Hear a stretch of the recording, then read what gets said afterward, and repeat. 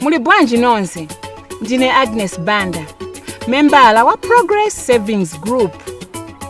Sopano pakuti muli pafupi kumaliza saiko yoyamba, kuli zinthu zomwe ndifuna kukuwuzani zoyendesera gulu lanu pasogolo mukalibe kufika mu saiko yachiwiri ndi kuziyimira panokha.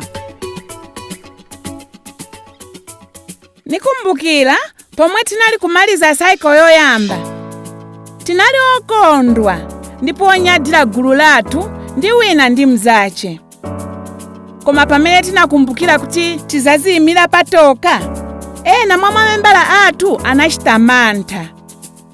Tinawafunsa kuti kodi simumvesesa zochitika zonse? Ananena kuti amvesesa, koma anali ndi mantha kupitiriza paokha kopanda mphunzisi.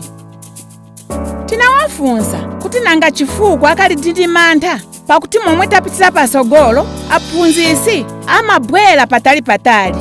Amaona kuti tiziwa zomwe tichita. Kupatulapo apo tili ndi zinthu zabwino kupambana mphunzisi. Mphunzisi azaleka kubwera, koma tizakhalabe ndi lamulo ya gulu lathu. Ndipo tasatira lamulo la gulu lathu, takula ndi kupita pasogolo. Koma tinamva za magulu ena omwe ali ndi vuto. Gulu imodzi yotchedwa Sunrise inaleka kuchita misonkhano chifukwa wakumpando yemwe ndi mzibambo olemekezeka muzi wawo ndipo ndi mphunzisi wa paskulu anakamba kuti iwo sanali kufunikira misonkhano. Wakumpando wawo ananenanso kuti asadandaule ndi lamulo la gulu lawo ndi kuti iye azaganizapo pa zomwe gulu lawo ingachite. Wakumpando anatenga soloni yayikulu kupitirira katatu pa zomwe anali kusunga. Ndipo sanabweze. Chinali chachisoni kwambiri. Gulu lina lotchedwa Happy Future inayamba kupasa maloni ku anthu omwe sanali mamembala. Anali kuganizira kuti angapeze ndalama zambiri pakuchita zimenezi. Koma anthu omwe sanali mamembala sanali ozipereka ku gulu, ndipo sanabweze nkongole. Nachonso chinali chachisoni.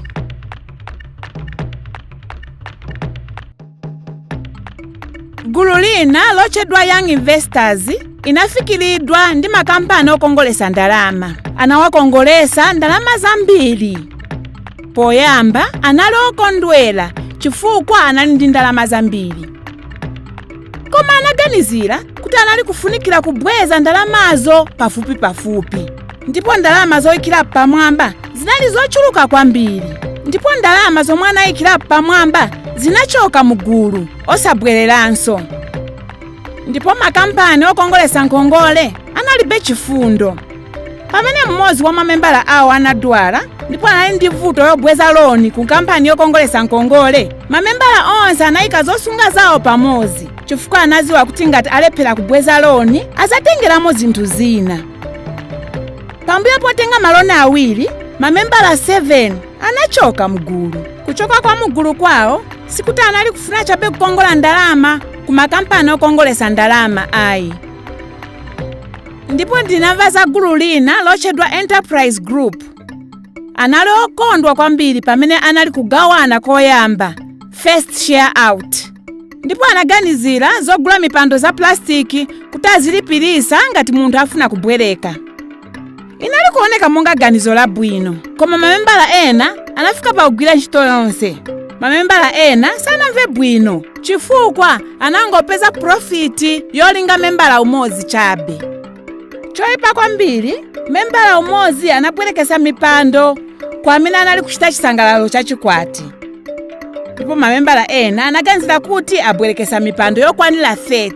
Koma membala yemwe anali kusunga zolemba anabweresa chabe ndalama ya mipando 15.